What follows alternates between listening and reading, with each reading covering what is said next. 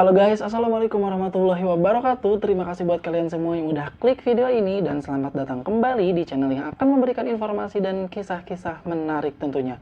Oke guys, dan di video kali ini aku akan membahas sebuah kisah inspiratif dari seorang pengusaha terkenal, kaya dan juga sukses tentunya.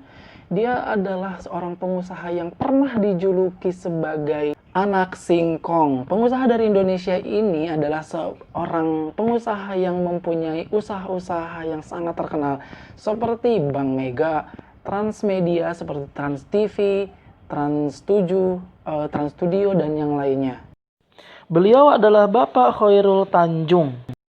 Oke guys, penasaran dengan perjalanan seorang Bapak Khairul Tanjung? Yuk kita langsung saja simak yang berikut ini. Profesor DRG Khairul Tanjung MBA atau biasa dikenal dengan Khairul Tanjung ini lahir di Jakarta pada tanggal 16 Juni 1962. Ia adalah pengusaha asal Indonesia dan ia sempat menjabat sebagai Menko Perekonomian menggantikan Hatta Rajasa sejak 19 Mei 2014 hingga 20 Oktober 2014. Dan namanya ini dikenal luas sebagai pengusaha sukses yang memimpin CT Corp. Khairul Tanjung memulai bisnisnya ketika ia kuliah di Fakultas Kedokteran Gigi di Universitas Indonesia. Namun usahanya itu sempat jatuh bangun sampai akhirnya ia pun menjadi seorang pengusaha yang sangat sukses. Kini, perusahaan konglomerasi miliknya yaitu City Corp menjadi sebuah perusahaan yang membawahi beberapa anak perusahaan seperti Transcorp, Bank Mega, dan City Global Resorts. Saat ini Khairul Tanjung juga menjadi salah satu jajaran direksi beberapa perusahaan yaitu Pariarti Shindutama, City Corp miliknya, dan para rekan Investama. Khairul Tanjung lahir di Jakarta dari seorang bapak yang bernama Abdul Gofar dan ibu yang bernama Halimah. Ayahnya adalah seorang wartawan pada Orde Lama yang menerbitkan surat kabar beroplah kecil. Sedangkan ibunya adalah seorang ibu rumah tangga. Ayah Khairul Tanjung berasal dari Sibolga, Sumatera Utara, sedangkan ibunya adalah berasal dari Cibadak, Sukabumi, Jawa Barat. Dan Khairul Tanjung memiliki 6 bersaudara. Namun guys, pada Orde Baru usaha ayahnya ini ditutup karena berseberangan secara politik dengan penguasa saat itu. Keadaan ini memaksa ayahnya untuk menjual rumahnya dan ia tinggal di salah satu losmen yang sangat kecil. Dan di saat itulah ia dijuluki sebagai seorang anak singkong. Sehingga julukan tersebut dijadikan sebuah buku yang berjudul Khairul Tanjung si Anak Singkong dan buku tersebut laku di pasaran. Selepas menyelesaikan sekolahnya di SMA Negeri 1 Jakarta pada tahun 1981, Khairul Tanjung masuk Fakultas Kedokteran Gigi Universitas Indonesia dan lulus pada tahun 1987. Karena memang mungkin sudah mempunyai kebakat dan tekad yang kuat, pada saat kuliah, ia pun mulai memasuki dunia bisnis. Dan ia pun mendapatkan penghargaan sebagai mahasiswa teladan tingkat nasional pada tahun 1984 sampai 1985. Dan Khairul Tanjung juga dikenal sebagai orang yang sangat kerja keras. Dan untuk memenuhi kebutuhan kuliahnya, ia pun rela untuk berjualan seperti berjualan buku, terus jualan kaos, dan juga membuka fotokopi di kampusnya. Khairul pun pernah mendirikan sebuah toko peralatan kedokteran dan laboratorium di Bilangan Senen, Jakarta Pusat. Namun yang namanya usaha pasti akan ada kendalanya dan akhirnya usahanya pun itu juga bangkrut. Tetapi ia tidak menyerah begitu saja. Setelah lepas kuliah, Khairul mendirikan sebuah PT Pariarti Shindutama bersama 3 rekannya pada tahun 1987. Ketika itu ia bermodal awal 150 juta hasil pinjaman dari Bank Eksim. Jadi mereka ini memproduksi sepatu anak-anak untuk diekspor. Dan keberuntungan pun berpihak kepada Khairul Tanjung dan 2 temannya tersebut. Karena perusahaan tersebut langsung mendapatkan pesanan sekitar 160.000 pasang sepatu. Dan itu dipesan langsung dari negara Italia loh guys. Akan tetapi di saat perusahaannya ini sedang berjaya, Khairul Tanjung lebih memilih keluar dari perusahaan tersebut dan lebih memilih mendirikan usaha sendiri dikarenakan emang si Khairul Tanjung Dikarenakan emang Bapak Khairul Tanjung ini emang sudah tidak sevisi dengan rekan-rekannya itu. Jadi pada waktu itu Khairul Tanjung bersama dengan kedua rekan kerjanya ini sudah tidak sevisi dan misi, guys. Dan emang guys, kalau misalkan sebuah kerjasama, kalau udah tidak sepaham atau tidak satu misi dan satu visi, rasanya itu sudah tidak nyaman, dan mungkin ini juga yang dirasakan oleh Khairul Tanjung pada saat itu. Akan tetapi karena kepiawaiannya dalam membangun jaringan dan sebagai pengusaha, membuat bisnisnya ini semakin terus berkembang. Lalu ia pun mengarahkan usahanya ini ke konglomerasi. Khairul meresponsisikan dirinya ke 3 bisnis inti, yaitu bisnis keuangan, properti, dan juga multimedia. Di bidang keuangan, ia pun mengambil alih Bank Karman menjadi Bank Mega pada saat ini. Ia menamakan perusahaan tersebut dengan nama Para Group. Perusahaan konglomerasi ini mempunyai para inti holdindo sebagai father holding company yang membawakan beberapa subholding. Di antaranya adalah Para Global Investindo di bisnis keuangan, lalu ada Para Inti Investindo yaitu di bidang media dan investasi, dan yang terakhir ada Para Inti Propertindo yaitu di bidang properti. Di bawah Para Group, Khairul Tanjung memiliki sejumlah perusahaan di bidang finansial, antara lain Asuransi Umum Mega, Asuransi Jiwa Mega Life, Para Multi Finance, Bank Mega, Mega Capital Indonesia, Bank Mega Syariah, dan Mega Finance. Sementara untuk di bidang properti dan investasi, perusahaan tersebut membawahi Para Bandung Propertindo, Para Bali Propertindo, Batam Indah Investindo, dan Mega Indah Propertindo.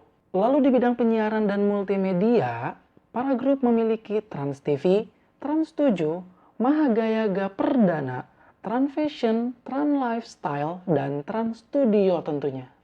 Dan khusus di bisnis properti, Para Group memiliki Bandung Supermall. Mall seluas 3 hektar ini menghabiskan dana sekitar 99 miliar. Para Group meluncurkan Bandung Supermall ini sebagai Central Business District pada tahun 1999.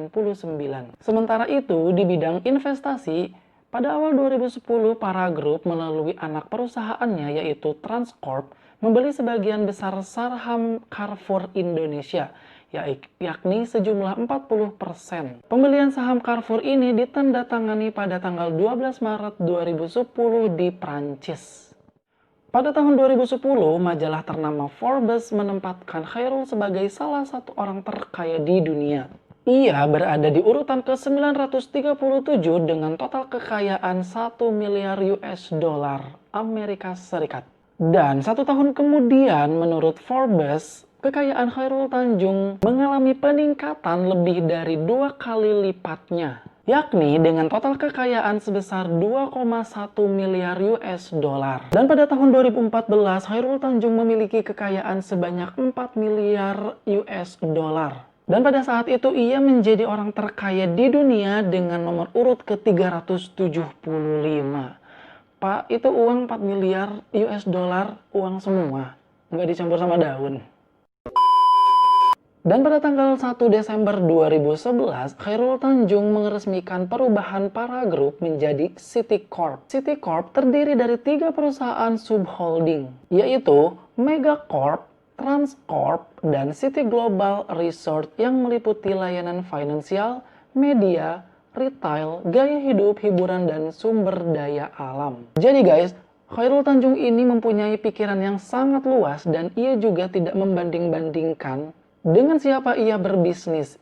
Bahkan dengan perusahaan kecil pun, ketika ia mempunyai kerjasama, ia akan melakukannya dengan totalitas pekerjaan kerjasama tersebut. Dan ia juga mengatakan bahwa dalam membangun bisnis, mengembangkan jaringan ini adalah sangat penting. Selain itu, memiliki rekan yang sangat baik juga itu sangat-sangat diperlukan. Dalam membangun relasi pun bukan hanya kepada perusahaan-perusahaan ternama bagi dia. Ia pun tidak segan-segan untuk berpartisipasi dengan perusahaan-perusahaan kecil. Seperti perusahaan-perusahaan yang tidak terkenal sekalipun. Bagi Khairul, pertemanan yang baik akan membantu proses perkembangan bisnisnya. Dan bahkan Bagi Khairul Tanjung, berteman dengan petugas pengantar surat pun adalah sangat penting. Nah, mungkin ini juga menjadi alasan kenapa ia menjadi seorang pengusaha yang sangat sukses. Pertama, ia humble. Kedua juga, ia tidak milih-milih berteman. Dan hal inilah yang menjadi inspiratif bagi semua orang, terutama juga bagi saya. A plus Pak Khairul Tanjung. Dalam hal investasi, Khairul pun memiliki idealisme bahwa perusahaan lokal pun bisa menjadi perusahaan yang bisa bersinergi dengan perusahaan-perusahaan multinasional. Ia tidak menutup diri bekerja sama dengan perusahaan-perusahaan lokal. Dan ia juga tidak menutup diri untuk bekerja sama dengan perusahaan multinasional dari luar negeri. Baginya, ini bukan upaya untuk menjual negara, tetapi ini merupakan upaya perusahaan nasional agar bisa berdiri sendiri dan bisa menjadi tuan rumah di negerinya sendiri. Wow, itu adalah kata-kata yang sangat luar biasa dari seorang Bapak Khairul Tanjung. Menurutnya, modal memang penting dalam membangun dan mengembangkan sebuah bisnis. Namun, kemauan dan kerja keras merupakan hal yang paling pokok bagi seseorang yang mau sukses ataupun ingin sukses. Baginya, mendapatkan mitra yang handal adalah segalanya, di mana membangun kepercayaan sama halnya dengan membangun integritas. Dan menurut dia, disinilah pentingnya berjejaring dalam menjalankan sebuah bisnis. Di dalam berbisnis, menurut Khairul Tanjung, menyatakan bahwa generasi muda sudah seharusnya sabar dan juga mau menapaki tangga usaha satu persatu. Menurutnya, membangun sebuah bisnis itu tidak semudah membalikan kedua belah tangan. Dibutuhkan sebuah kesabaran dan pantang menyerah.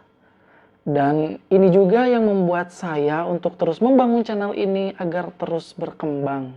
Dan kata-kata Bapak Khairul Tanjung ini akan terus saya kembangkan dalam diri saya dan saya tidak boleh menyerah sampai di sini saja. Oke guys, dan kita kembali ke pembahasan. Nah, pada tanggal 16 Mei 2014 nih, Presiden Susilo Bambang Yudhoyono menunjuk Ketua Komite Ekonomi Nasional bahwa Khairul Tanjung diangkat menjadi sebagai Menko Perekonomian. Ia menggantikan Hatta Rajasa yang sudah mengundurkan diri pada saat itu.